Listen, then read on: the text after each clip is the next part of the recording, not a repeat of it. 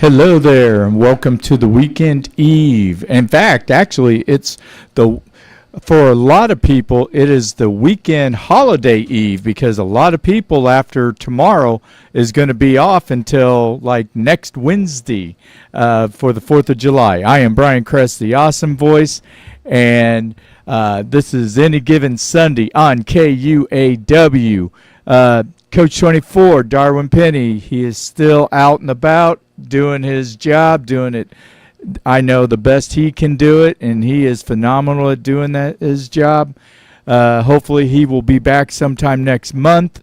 If not, then he will be back sometime in August. That's okay. We're still going because the man behind the scenes that's running the show is Mr. DJ Scatter, George Walker. Mr. Walker, how are you doing this evening? Hey, I'm doing super fantastic right now. Right now, it's going good. Oh, that's all right, man. Now, I will tell you what, it's a little warm outside, and oh, my goodness. And I deliver mail out in this, and oh, my goodness, it is hot. It is hot out there. And my wall or my window air conditioner is starting to wean out on me, so I'm going to have to get me another one so I can stay nice and cool along with everybody else. So I know my car keeps me nice and cool, but I'm not going to live in my car. So anyway, a lot has gone on since last week. I went to that Guns and Hoses event. You know what the Guns and Hoses is. And for anybody who doesn't know, it is the police versus the fire department in a boxing match. And the boxing match, it's charities for SAFE, Kansas City Metropolitan Crime Commission, and the Kansas City, and the Kansas City Guns and Hoses. And so it's a great organization. Now, SAFE is an organization that when a fallen comrade, a fallen patron from the fire department or the police station, they help the family out and trying to move on from the horrible tragedy that had happened. And so they had 10 fights, 10 bouts Saturday night. And my friend who got me VIP tickets, actually he got my friend the 2 tickets, and he invited me, which I was so honored to attend. And so I had VIP seats. They were pretty awesome. And that is Byron Roberson, and he is the chief of police of Prairie Village. So, yeah, he was pretty awesome. So a good thing about him also was that for every time the police won a match, he got to put the belt on them, because every bout there was a belt, and every person who won, they ended up getting the belt.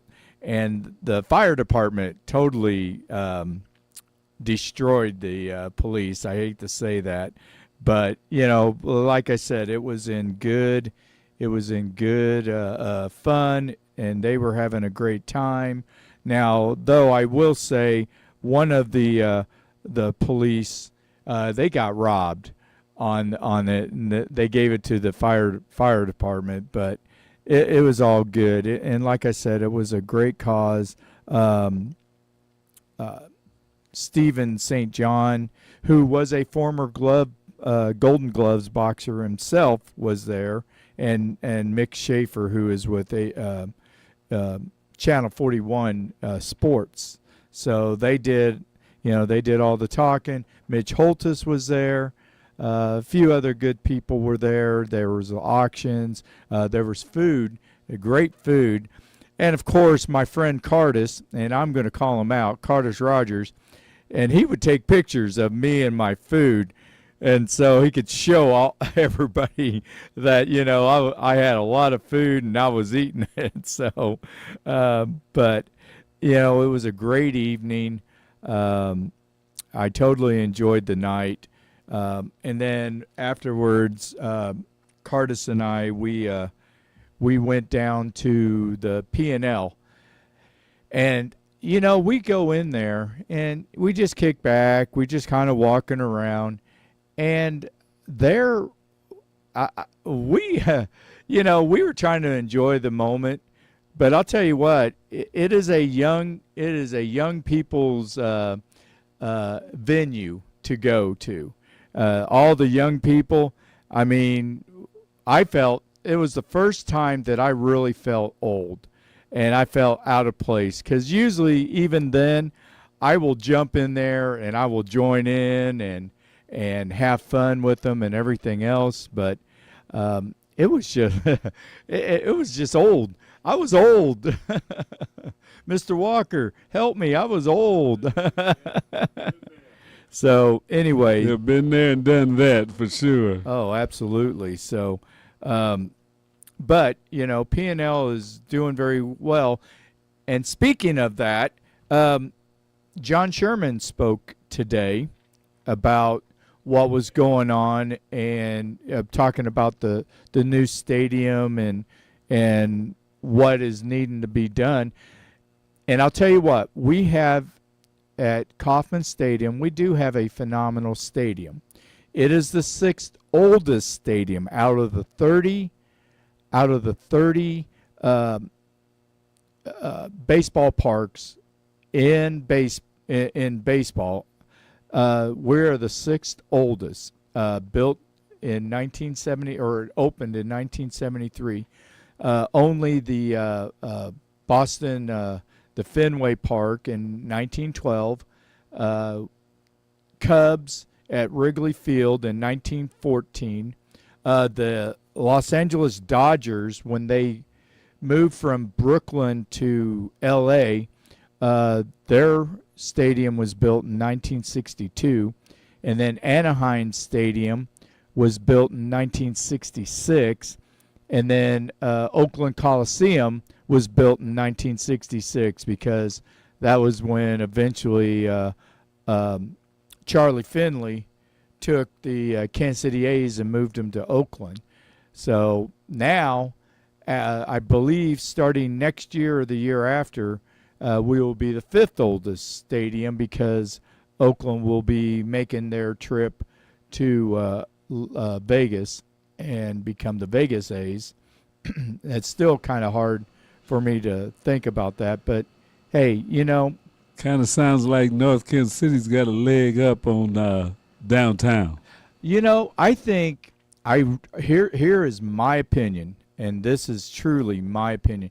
I think Clay County was only used as a pawn, kind of similar to Kansas City being Pittsburgh Penguins pawn.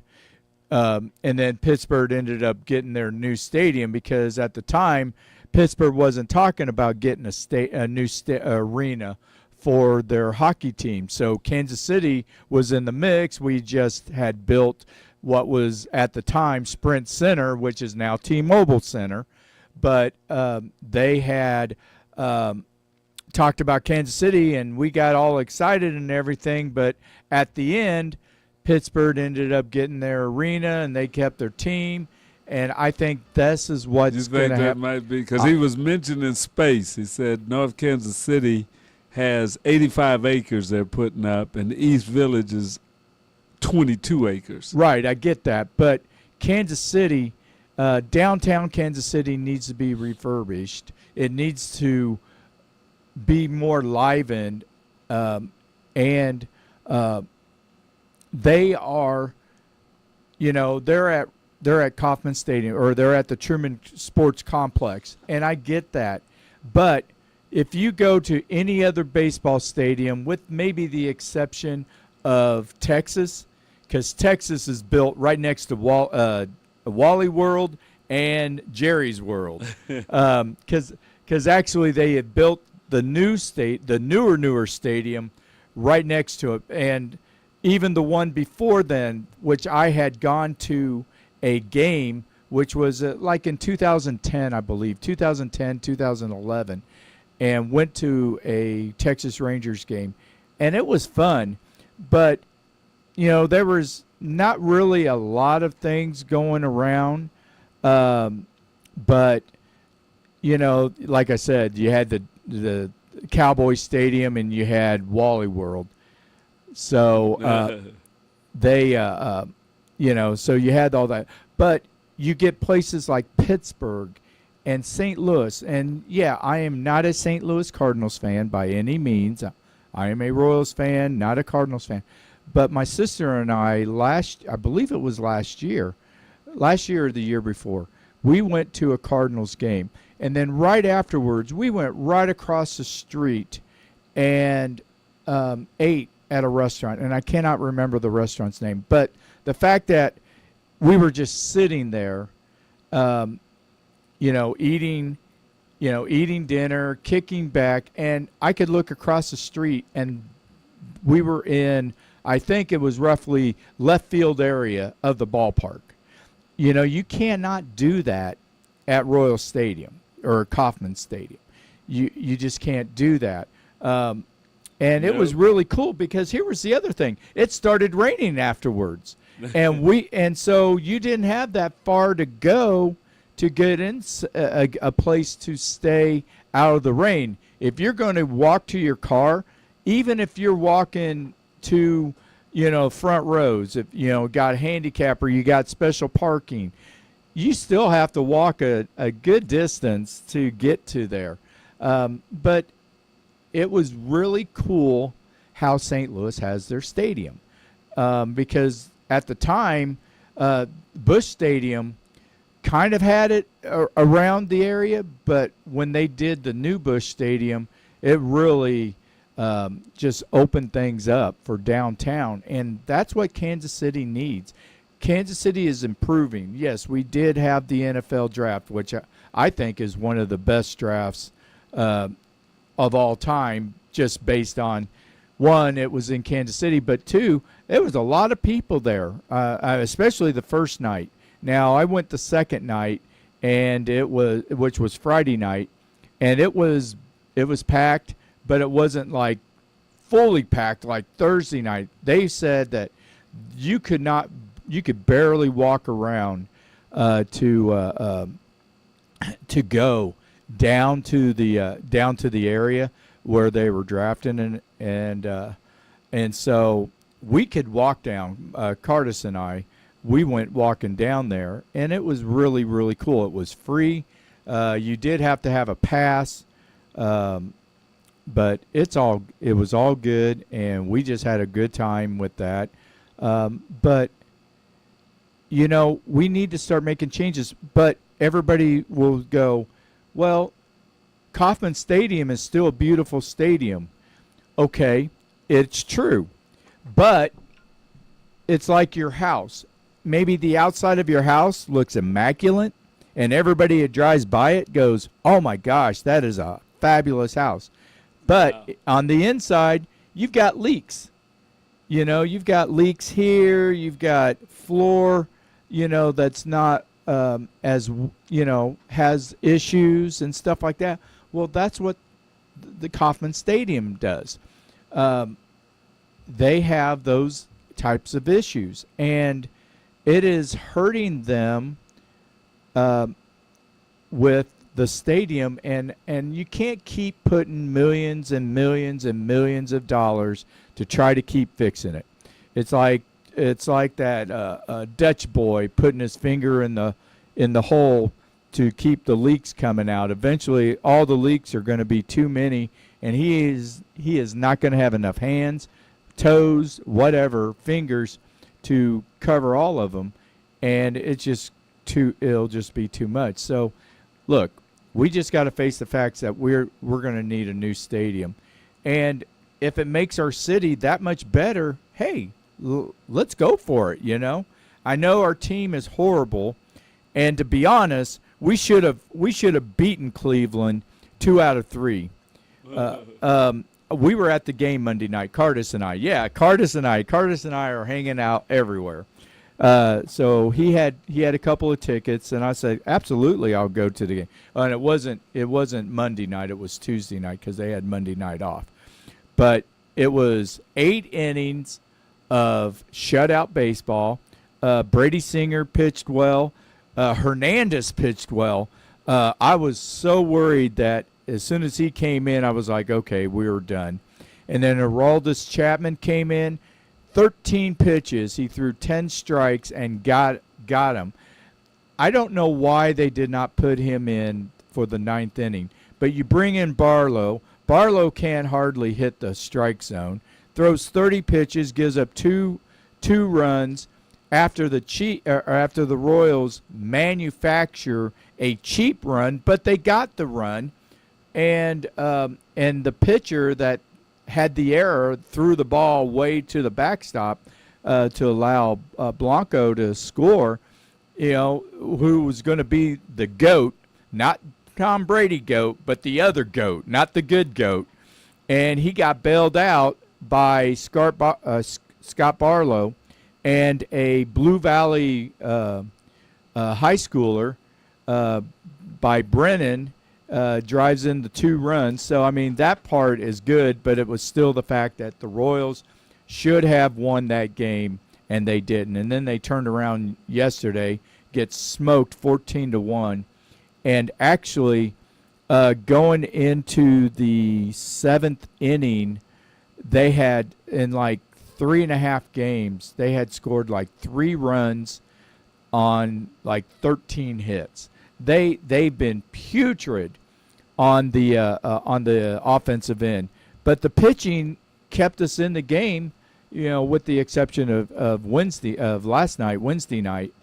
But they came back, and Aroldis Chapman got the victory today as the Royals came back from a 2-0 deficit to beat the Indians 4-3. So I will give them credit on that. And saying that, we are still like 36 games under 500. I believe we've got like 23 wins. I think 23 wins and 59 losses. So we're already through the half point of the season, and the Royals are not going to go nowhere. But let's hope that they will start playing better. Now, Coach 24, Darwin Penny, Lucky Ducky, will be at the All-Star game in Seattle. Not next week, but it'll be the week after. It'll be the week after the 4th of July weekend. And so so anyway. But, we were talking about the Royals and not playing good. Well, there was a guy last night who got suspended for a few games because the fact that he put too much rosin on his hands to try to grip the ball and pitch better. He had a 7.77 ERA since he came back from the suspension. He gave up 7 runs and 8 runs in his previous 2 starts. Last night throws the 24th perfect game in Major League Baseball history.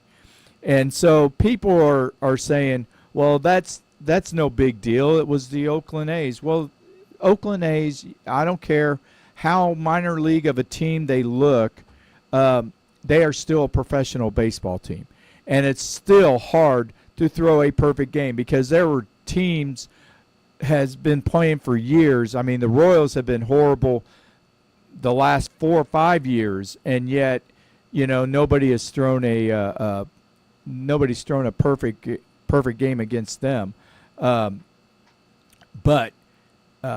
saying that, he did something that now with this, it's the 4th New York Yankee to throw a perfect game.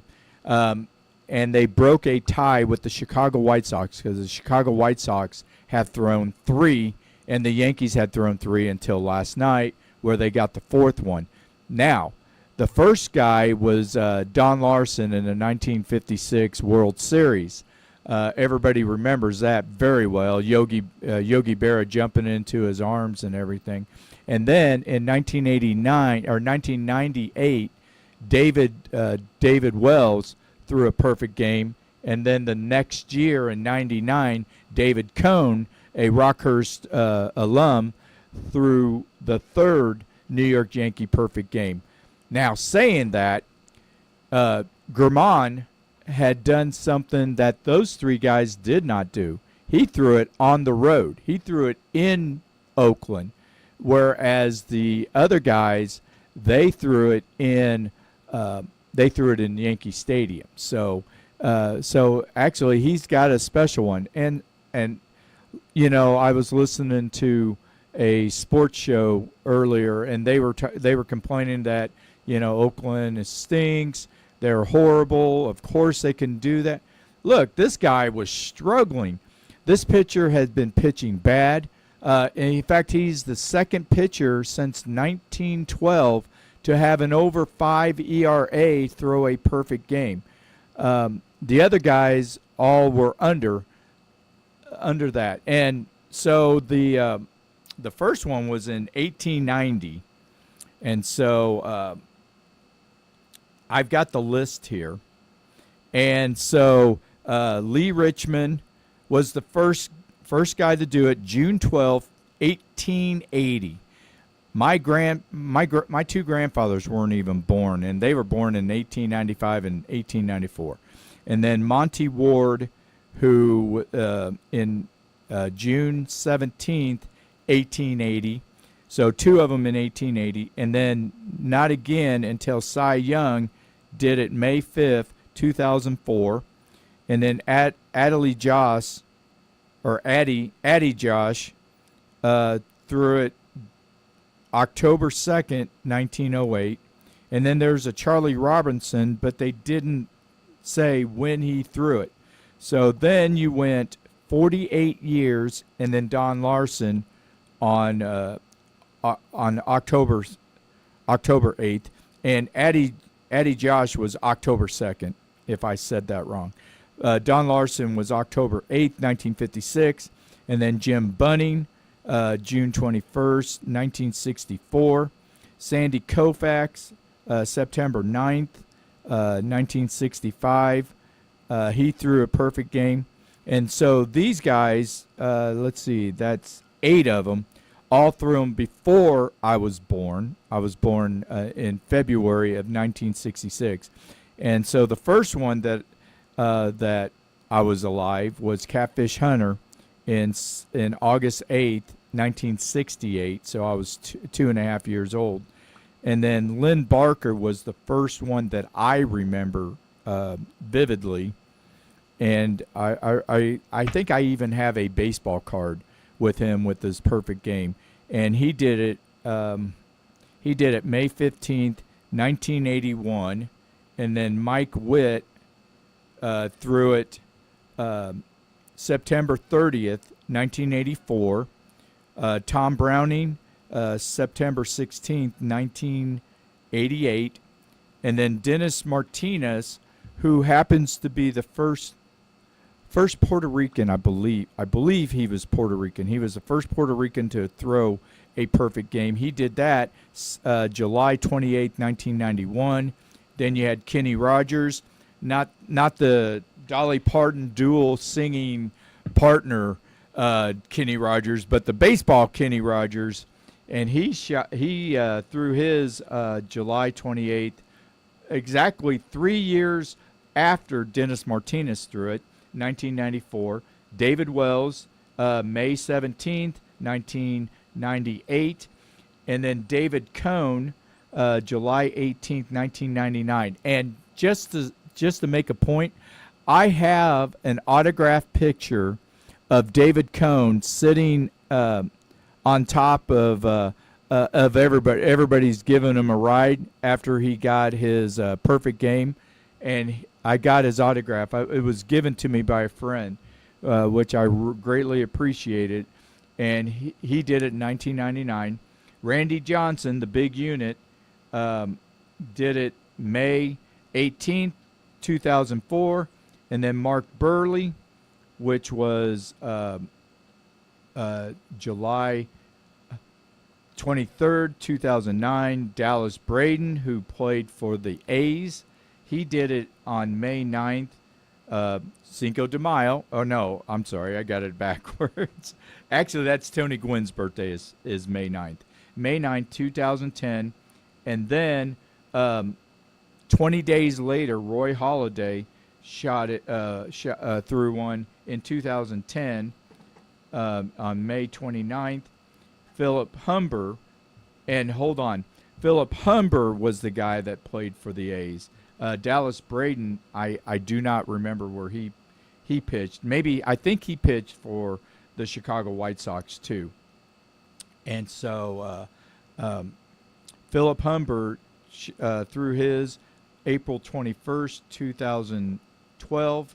Matt Cain, June 13th, 2012. Felix Hernandez, August 15th, 2012. And then Domingo Herman did it last night, June 28th, 2023. So it had gone 11 years without a perfect game.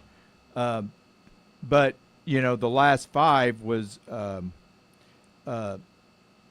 in a 2-year period, which was the most out of any time frame or anything like that. So it's I still think what he did was amazing. And, a lot of people, they, like I said, they complain about how the baseball, the A's were not very good. The A's wasn't trying to get struck out so they could be on the other end of that perfect game. Do you want to be on the other end of a perfect game, Mr. Walker? Hey, no. No, that's something you don't want. Right, absolutely. So it's fun for New York, but right. It was. Well, and you got to look at it.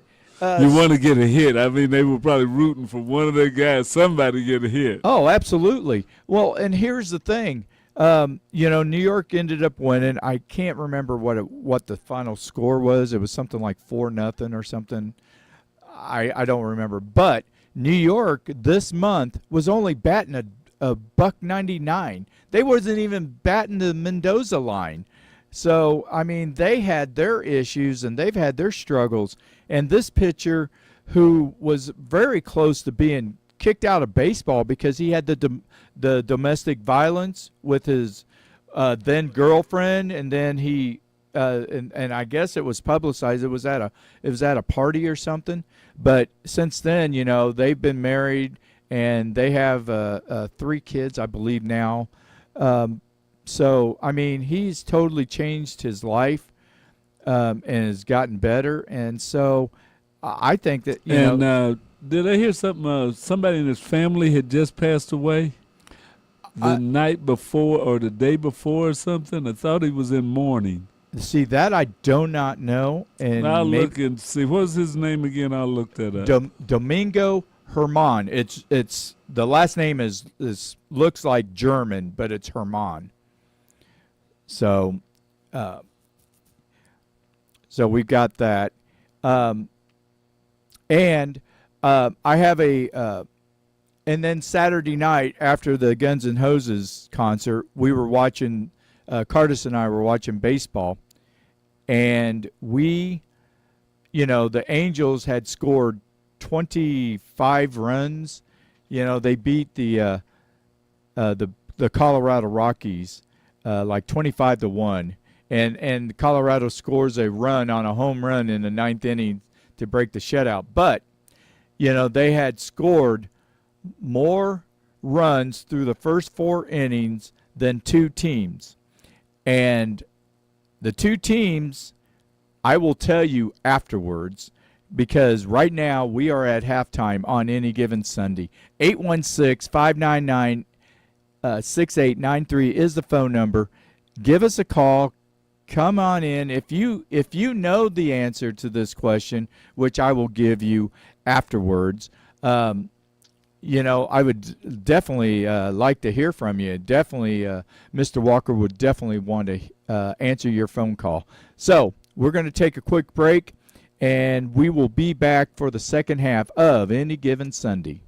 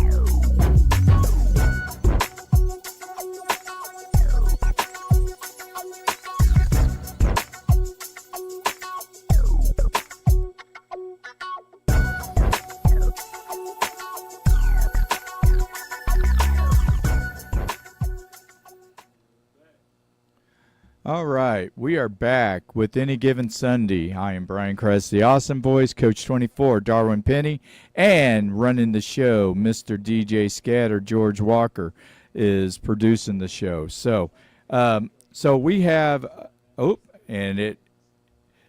there, I got it back on. So, I had mentioned the question, by the way, 816-599-6893 is the phone number. And we are on KUAW. So check us out. Go on to Facebook. Go on to YouTube. Go to KUAW. I go KU as in Kansas. Yeah, I don't like that, but it's easier and it helps you guys get on, then I'm going to say it.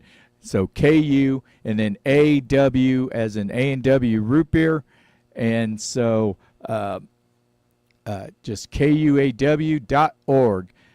Find us there, and you'll find the show Any Given Sunday. So, to answer the question, there were two teams in that has only scored more runs through 4 innings than the Angels did on Saturday night. This past Saturday night, when the Angels scored 23 runs, and those two teams are the 1922 Cubs, which scored 25 runs, and the 1894 Pittsburgh Pirates, who scored 24 runs. So those are the two teams that have scored more runs through the first 4 innings than any teams in baseball history. So anyway, and we have we had the College World Series happen.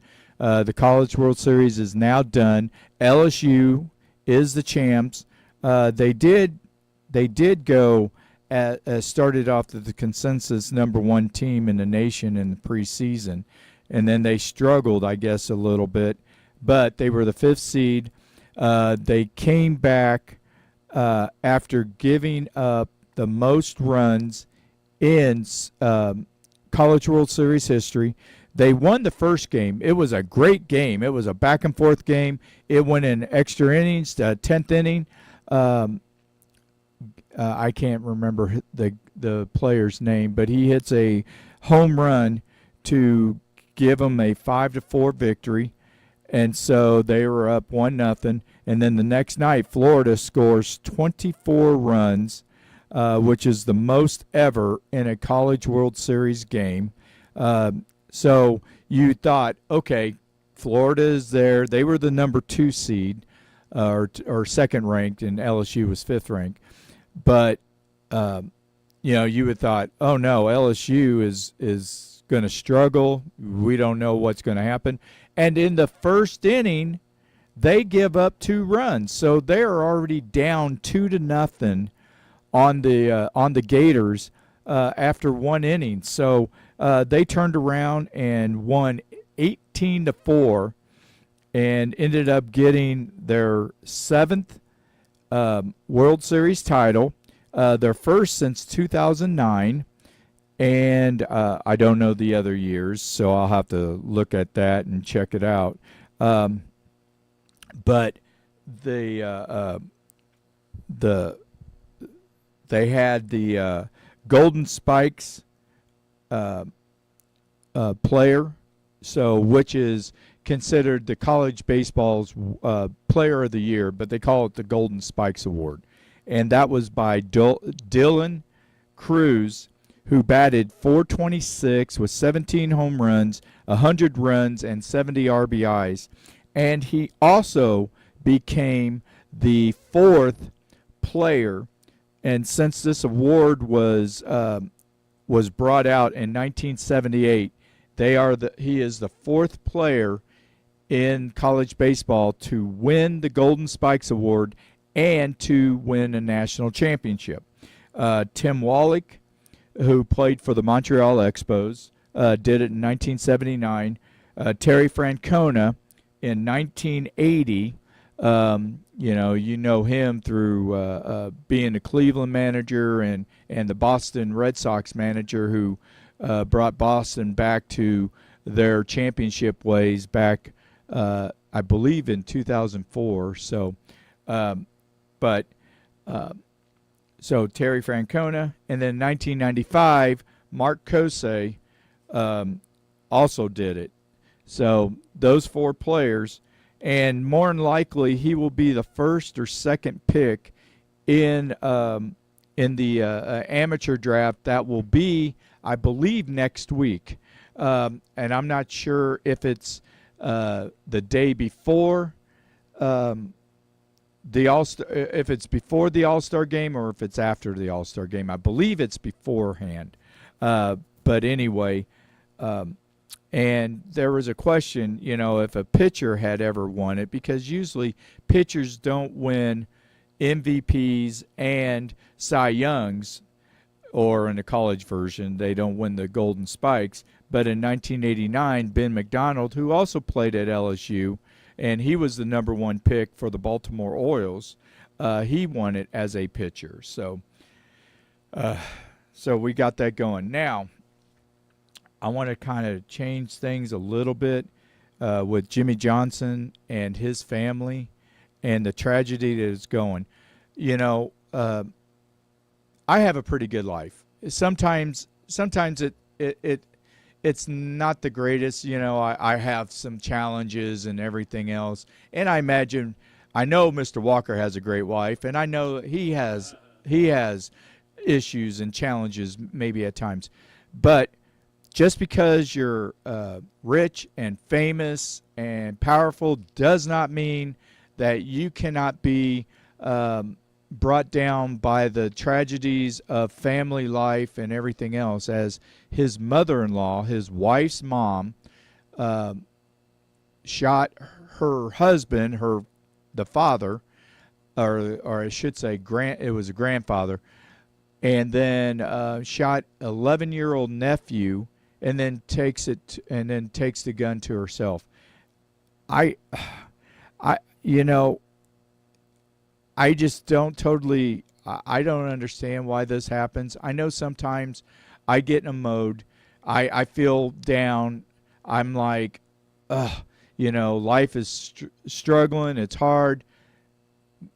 Sometimes I just want to go and be done with it. But I fight through it. And my brother passing away from suicide has helped me from doing that too. So I don't want to I don't want to follow in his footsteps. So, but I just want to say, the condolences to Johnson's family.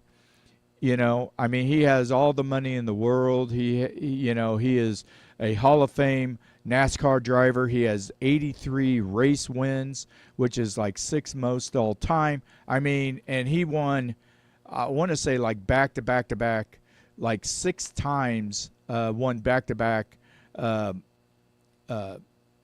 Racer of the Year, however they got that. But, but now life happens and you're just like everybody else. And so I give condolences to his family, especially his wife. I cannot even imagine what his wife is going through right now. This happened in Oklahoma, and so obviously Johnson was supposed to do a street race this weekend, and obviously is not going to do that. So I just want to just say, my condolences, and I just feel so bad for them. So now, saying that, we have an anniversary of another tragedy. And I'm wearing the jersey. And if anybody doesn't know who the jersey is, most people do know. Good Chiefs fans know who the jersey that I am wearing. But it was 40 years ago yesterday that Joe Delaney put his life on the line to try to save 3 kids that were drowning in a pond in Louisiana, his hometown. And one kid survived because he made it to the shore and was calling for help. And so Joe Delaney, who could not swim, jumped in there, tried to save them, and was unsuccessful. And in the process, he passed away himself. I remember it like it was yesterday. I remember watching it on the 6 o'clock news, and I just was I was shocked. I was floored. I couldn't believe it. I was thinking the Chiefs were going to have a great year. He got injured in '82 and was he was training and going to get better, and we were going to have a really, really good team. And we even drafted Todd Blackledge, which that was a horrible draft. But that's for another time. For right now. But Marv Levy had it going, and we were gonna finally start winning some games. We were finally gonna went back to winning that we had the prior 10 years before that, and then he passes away, and indirectly it actually cost Marv Levy his job, which eventually he ended up, believe he ended up going back to Canada and coached there. And then he went to the Buffalo Bills, and as you would say, the rest is history. But Joe Delaney was an amazing man, and he was only 24 years old. They finally got his number. I don't think it's totally retired, but nobody wears it. Nobody wears number 37. Nobody wears 16. And I don't know of any other number that is retired by the Chiefs, I believe. So, but, I remember watching the news at the 10 o'clock, and they had a song, and I don't remember it. I remember laying on my bed in my bedroom downstairs in the basement, had a television. So we were very fortunate that my brother and I had a TV. But I was laying on the bed and I was listening to it, and I just bawled my eyes out and just could not believe it. I'm 17 years old, and this guy is only 7 years older than me. And I didn't know how to.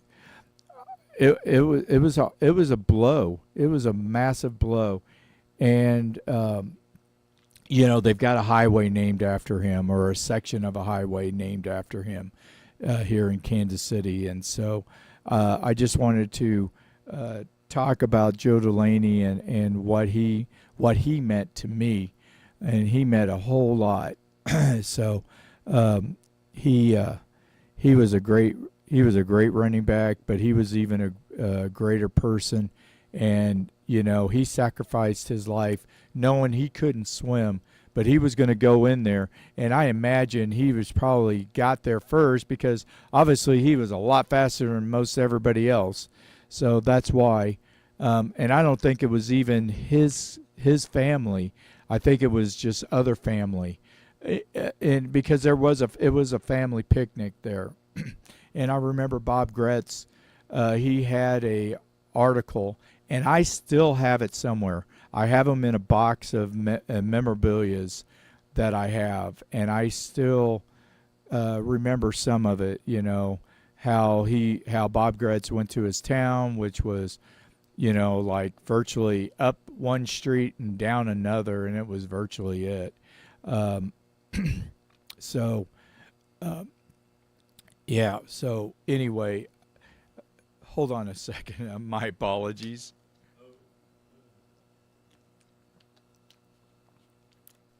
Sorry, I had to get a quick drink. Bob Fesco can do it because he takes breaks every 5 minutes. So, but anyway, I just wanted to talk about Joe Delaney and the anniversary of him. And here's the ironic thing. I believe it was either yesterday or it was Tuesday. Ryan Mallett was at the beach in Florida, and I guess a lot of people were struggling to get out of it, and he ended up drowning too. Played, I believe, 7 years, 7 years. Played for 3 different teams. He was a coach, high school coach at his high school in Arkansas. And he passed away. He was only 35 years old. So, life is fragile. And, you sometimes you get dwelled into sometimes tedious things. And so you just have to realize that, you are a fortunate person, because as bad as my situation is right now, I got in a car wreck in fact, it was 2 weeks ago tonight. I got in a car wreck, and I got T-boned, and so I got knocked out for a second. My shoulder was killing me. One of the football players had to drag me out of the car because I couldn't get out on my own. And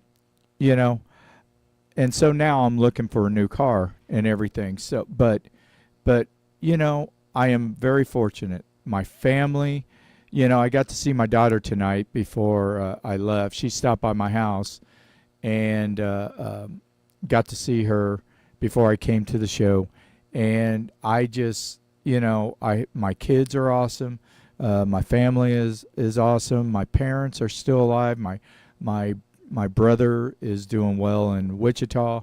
My sister's doing well here in Blue Springs, where I live too. And I know this is a sports show, but I just wanted to say, you know, how fortunate of a person that I am to you know, be able to do this, you know. And I know that if Coach 24 was here, I would even be loving it even more. So, but it's okay. And oh, sorry, I had to. I was trying to find some stats and stuff for you and stuff. So, but we got about 8 minutes left, and so so I just want to. Sorry to put everybody down, but I'm just letting everybody know I'm a fortunate man. I am blessed, and so you know, I know I'm getting older and everything, but you know, I have I have a lot of blessings in my life, and I'm thankful for my friends, for my family, for everybody who supports me, and I greatly appreciate that. So now, let's get into football a little bit, and we were talking about camp will be starting next month, which actually is in 2 days. Next month is in 2 days.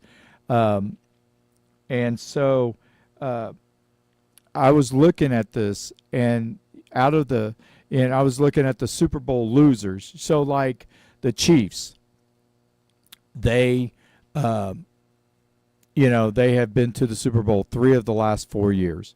They have won 2 of them. They lost 1, and then they lost the AFC Championship game in the other. So out of the 57 Super Bowl losers, 17 of them missed the playoffs. So they didn't even make the playoffs, period. And I'm going to find out which teams are the ones that did not make the playoffs the next season. 48 of them did not reach the Super Bowl. So that meant 9 made it back to the Super Bowl. And that includes Buffalo 3 times. So Buffalo has 3 of those games where they had came back and made it back to the Super Bowl. So they're the rare commodity because they went 4 straight years and lost 4 straight Super Bowls. But 3 of them have won the Super Bowl after losing the previous Super Bowl. And the first one was the Dallas Cowboys in 1971. Yes, they lost to the Baltimore Colts. It was Dallas's first Super Bowl appearance. They lost on a last-second field goal by Jim O'Brien, which was nicknamed Lassie because of his hair. Kicked a last-second field goal. It was also the only Super Bowl that the losing team player was the MVP in Chuck Howley. And then they turned around the next year and beat the Miami Dolphins, and they pounded them. They beat them 24-3. And then the Dolphins the next year go on their perfect run, 17-0. They're the only perfect team in NFL history, and they turned around the next season and won. So you have those 2, and then you have the 2018 Patriots. And 2018 Patriots the year before lost to the Philadelphia Eagles in the previous Super Bowl. I want to say it's they lost in Super Bowl 51, and then they turned around. No, it was Super Bowl 52, and then they turned around and won against the Rams in Super Bowl 53, and then the Chiefs went and won Super Bowl 54, and so on and so on. So, anyway, so there's only 3 teams. So they were talking about the Eagles and how their chances of making it back to the Super Bowl was going to happen. And so it's ironic that they was one of the teams that beat one of the 3 teams that won after losing the Super Bowl. So, they do have a good shot. I think they're considered the best team in the NFC. And we will definitely we'll keep talking more about that as we go on. So, but the Patriots won that in 2018, and ironically, they have not even sniffed the Super Bowl since then. They haven't even made it to the AFC championship game. Kansas City has dominated that, and Buffalo and Cincinnati are the only 2 other teams since 2018 to play in the AFC championship game. Now, Kansas City has played 5 straight home AFC championship games, and so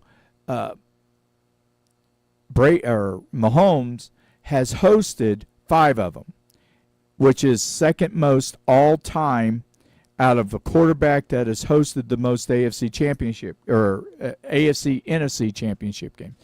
I'm not sure about the NFC. I'll double check that, but the most obviously is Tom Brady. He has 7. Patrick Mahomes has 5.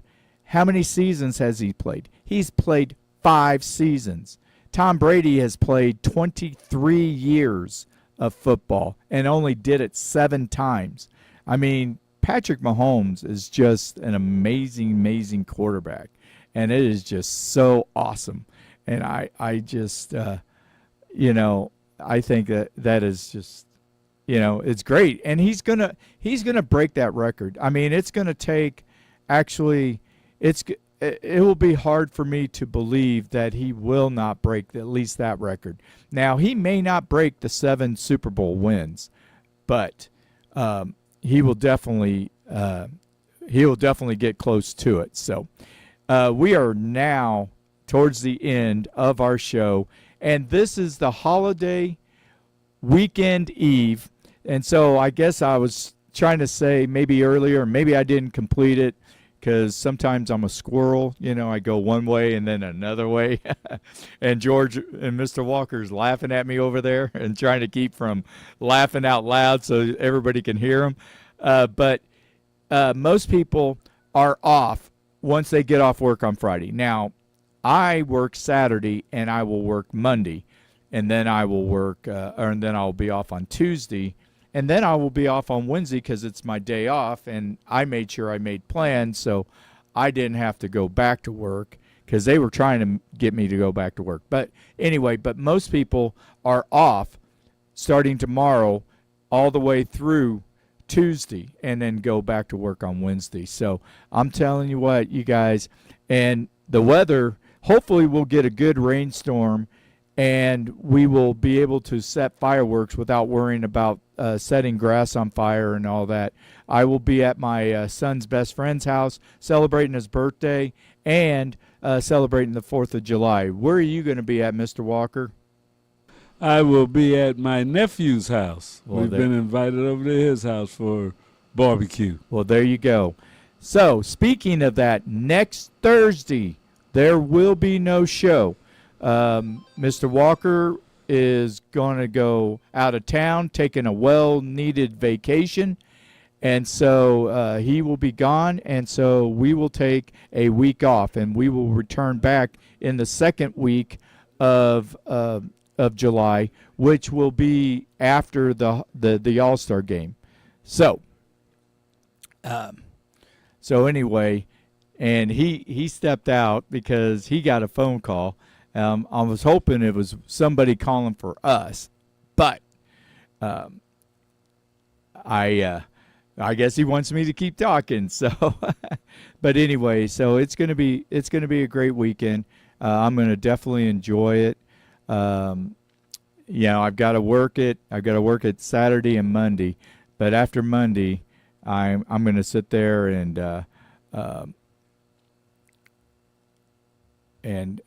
oh, so here we go. Let's do this real quick.